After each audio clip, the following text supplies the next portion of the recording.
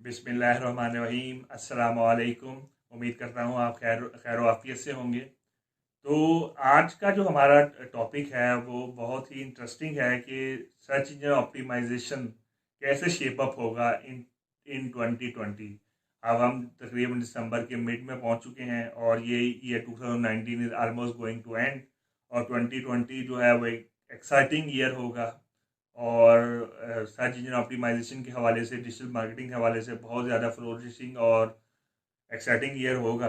तो आप कैसे हाई रैंकिंग ले सकते हैं 2020 के अंदर। तो ये टॉपिक के लिए आपसे गुजारिश है कि आप मेरी वीडियो पूरी देखें ताकि मैं आपको डिटेल से एक्सप्लेन करूं कि वो कौन कौन सी टेक्निक्स हैं जो कि आप लगा के हायर रैंकिंग ले सकते हैं 2020 के अंदर बाय यूजिंग ऑर्गेनिक मीन्स। सबसे पहले एज यूजल आप अपनी वेबसाइट को इन्हांस करें, फ्लोरिश करें उसकी ऑन पेज ऑप्टिमाइजेशन की तरफ से।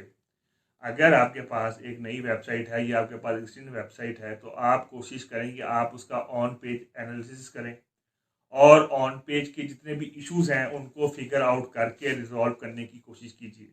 फॉर एग्जांपल, अगर आपके पास एक वेबसाइट है जो कि 3-4 साल से पुरानी है और आप चाहते हैं कि मेरी जो वेबसाइट की ट्रैफिक है वो इंक्रीज़ हो जाए, मेरी वेबसाइट की ऑर्गेनिक रीच इंक्रीज़ हो जाए, मेरी वेबसाइट के विजिटर बढ़ जाए ताकि मेरा बिजनेस बढ़ जाए, तो सबसे पहले आप अपनी वेबसाइट का एसईओ ऑन पेज ऑडिट या एनालिसिस करें।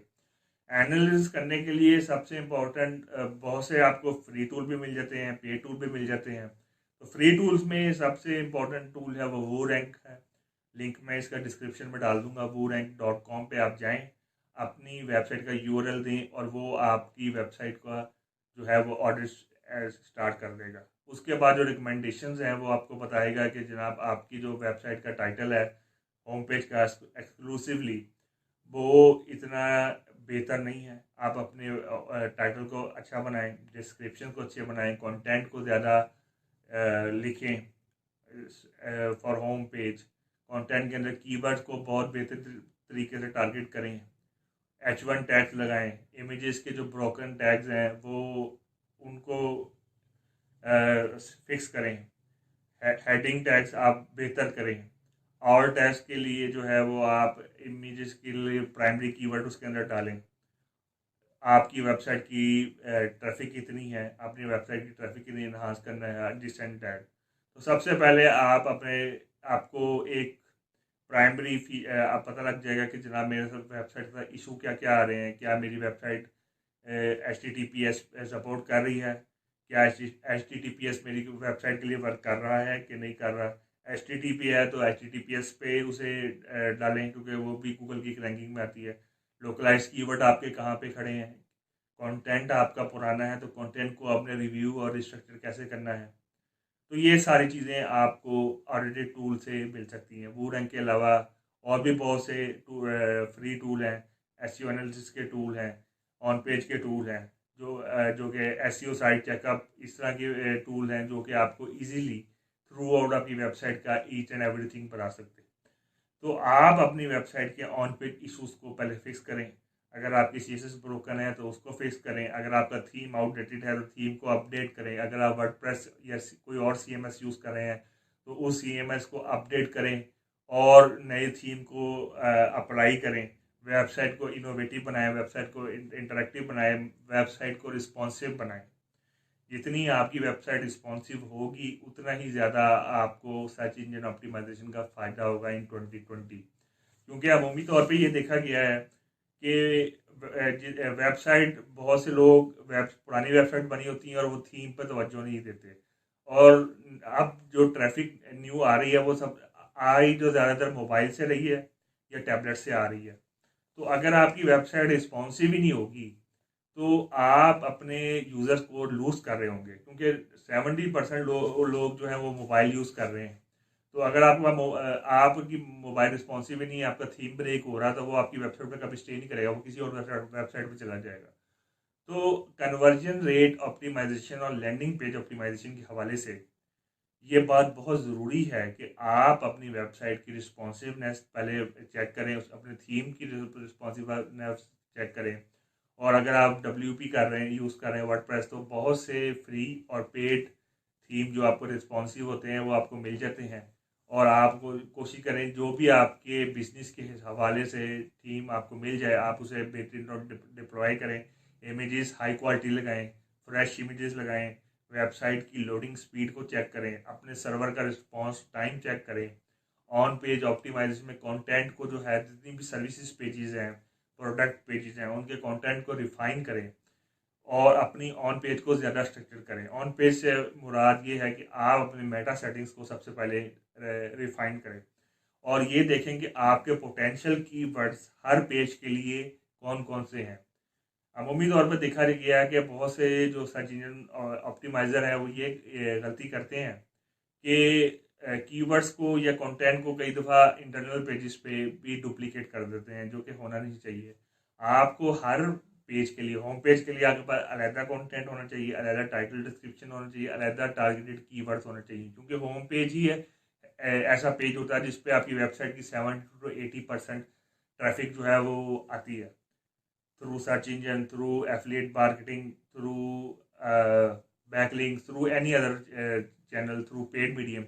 तो बेहतर यही होता है कि आप अपने होम पेज को सबसे ज़्यादा रिफाइन करें, होम पेज को अट्रैक्टिव हो, उसके अंदर इमेजेस अच्छे क्वालिटी के हों, उसकी नेविगेशन प्रॉपर हो, कंटेंट आपका बहुत अच्छे तरीके से वेल प्रेजेंटेड हो इन फ्रंट ऑफ यूज़र। आप इंटरनल लिंकिंग जो है वो आपकी अच्छी होनी चाहिए आपके सर्विसेज पेजेस से। CTO यानी कि कॉल टू एक्शन होना चाहिए। बहुत सा वेबसाइट्स पे ये होता है कि वो CTA नहीं देते, कॉल टू एक्शन नहीं देते, या मोबाइल नंबर नहीं देते, या फॉर्म्स नहीं देते, जिसकी वजह से जो यूज़र है उसे पता ही नहीं लगता कि इनके साथ कम्युनिकेट कैसे करना है।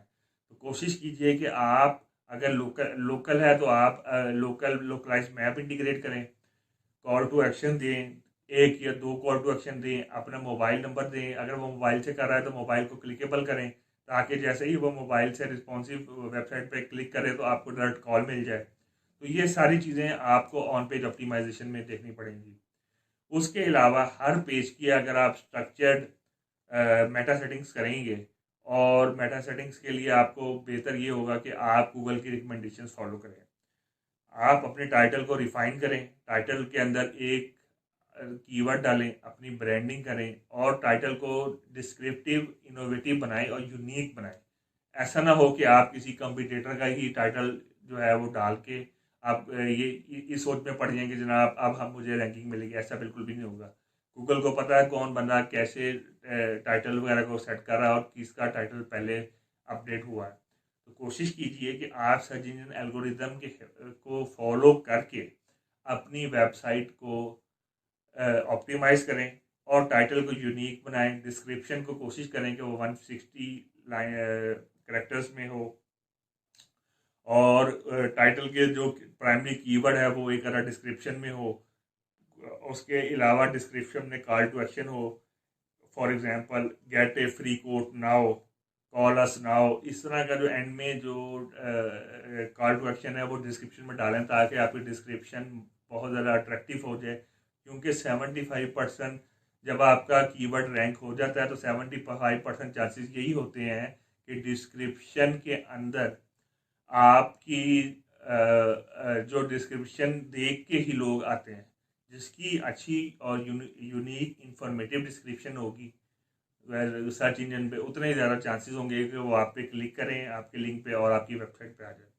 जब आपकी वेबसाइट के अंदर आ जाएं तो फिर आपकी वेबसाइट का लेआउट, आपकी वेबसाइट की प्रेजेंटेशन बहुत बेहतरीन होनी चाहिए, ताकि यूज़र को नोटिस हो जाए कि ये जो है वो जेन्युइन बिजनेस है, ये जेन्युइन चीज़ें प्रोडक्ट्स वगैरह जो हैं वो बेच रहे हैं ऑनलाइन। अगर वो सर्विसेज की वेबसाइट है तो आप पोर्टफोलियो के लिंक्स लगाएं, कस्टमर की जो है टेस्टिमोनियल्स दें, ताकि यूज़र को एक दफ़ा अच्छी तरह पता लग जाए कि ये जेन्युइन है, टीम है, और इनके पास अच्छी डेवलप स्किल टीम है जो कि मेरे काम को इजीली परफॉर्म करेंगे। पोर्टफोलियो उसके अलावा जो कंटेंट है वो अपना हाईली यूनिक और ऑप्टिमाइज रखें, और उसके अंदर भी जो कीवर्ड डेंसिटी है वो आप कोशिश करें कि 2.5 से लेके 4% तक हो। आप एक्सेसिव कीवर्ड स्टफिंग बिल्कुल भी ना करें, क्योंकि कीवर्ड स्टफिंग जो है वो गूगल के रडार में फ़ौरन आ जाएगी।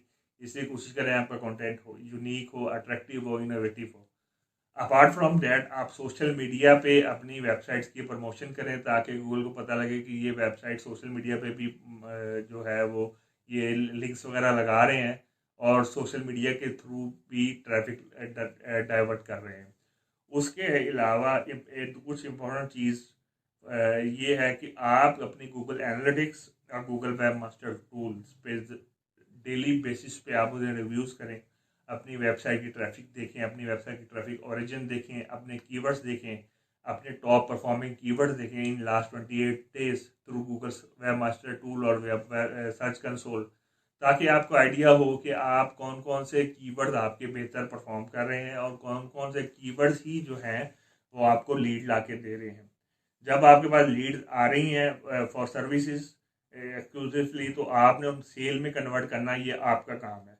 और अगर आपकी प्रोडक्ट पे लीड्स आ रही हैं तो अपने प्रोडक्ट को बेहतर तरीके से शिप करना और क्लाइंट से कम्युनिकेट करना भी आपका ही काम है। और कोशिश कीजिए कि आप क्लाइंट से रेगुलर बेसिस पे इंटरेक्ट करें। Apart from that on page optimisation के अलावा जो बहुत सी जो चीज़ें जो आती हैं वो ये होती हैं कि आप फुटर में बैकलिंक्स ना लगाएं। ये पुरानी टेक्निक्स हैं। आपका कंटेंट जो है वो यूनिक होना चाहिए। आपकी वेब की साइट की लोडिंग स्पीड जो है वो हाई होनी चाहिए।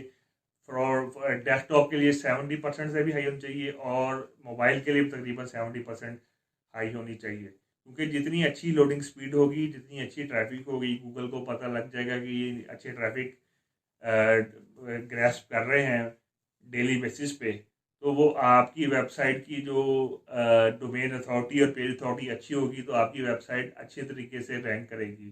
कंपटीशन इन 2020 हमेशा ही ज़्यादा होगा, क्योंकि बहुत से एल्गोरिदम्स आए हुए आ रहे हैं एक्सक्लूसिवली, और लोग ब्रेड के बाद एक और भी एल्गोरिदम आया है जो कि लोकल टारगेटिंग कर रहा है और बहुत से इश्यूज हैं। तो कोशिश कीजिए आप अपनी वेबसाइट को जितनी भी ऑर्गेनिक तरीके से काम कर सकते हैं तो ऑर्गेनिक ही पे ही रखें और कोई भी पेड टूल्स ना यूज़ करें। अगर आप जीएमबी लिस्टिंग भी कर रहे हैं किसी वेबसाइट्स पे या इंटरनेशनल वेबसाइट पे, तो आप खुद मैनुअली तरीके से जाके या किसी बंदे से मैनुअली तरीके से दे के काम करवाएं, रादर देन आप कोई भी ऑटोमेटेड टूल यूज़ करें और बाद में वो टूल गूगल के रडार पे आएगा तो आपकी वेबसाइट को पेनलाइज भी हो सकती है। तो कोशिश कीजिए अपनी वेबसाइट को पेनलाइज होने से या प्लेंटी से बचाएं और ऑर्गेनिक तरीके से काम करें, सोशल मीडिया पे शेयर करें, गूगल अपनी ट्रैफिक पे ज़रूर नज़र रखें। बैकलिंक्स जो हैं वो ऑर्गेनिक तरीके से एक्वायर करें। थर्ड पार्टी बैकलिंक्स या third party tool based backlinks किसी सूरत में एक्वायर ना करें। कोशिश करें कि आप अगर थोड़े भी बैकलिंक एक्वायर कर रहे हैं उसमें कोई इशू नहीं है कि आप हायर डोमेन बैकलिंक्स एक्वायर करने के लिए पेमेंट करें और बाद में किसी भी सूरत में सही लिंक्स बैकलिंक्स ना लगें और आपकी वेबसाइट पे जो है वो आपको प्लेंटी हो जाए। तो बेहतर यही है कि आप अपने सिस्टम को बिल्कुल ऑर्गेनिक तरीके से रन करें, ताकि इन द लॉन्ग रन आपकी वेबसाइट अच्छी रैंक हो। और कंपटीटर एनालिसिस एक ऐसी चीज़ है जो कि आपको वीकली बेसिस पे करते रहना चाहिए। आपके टॉप के कंपटीटर जो टॉप 3 या 4 या 5 हैं उनके बैकलिंक्स को रिव्यू करें, उनकी ट्रैफिक को रिव्यू करें, उनकी ट्रैफिक की सोर्सेज को रिव्यू करें और उन पे काम करें। और उनको रिव्यू करने के लिए कुछ पेड टूल बहुत अच्छे हैं, जैसे कि एस रश है, स्पाई एफ यू है, जिनके बारे में मैं किसी वीडियो में डिटेल से बताऊंगा कि कंपटीटर एनालिसिस कैसे करते हैं और कंपटीटर के बारे में आपने टॉप की जो इन्फॉर्मेशन है वो कैसे हासिल करते हैं। तो उम्मीद करता हूँ आज की मेरी वीडियो आप लोगों को पसंद आई होगी।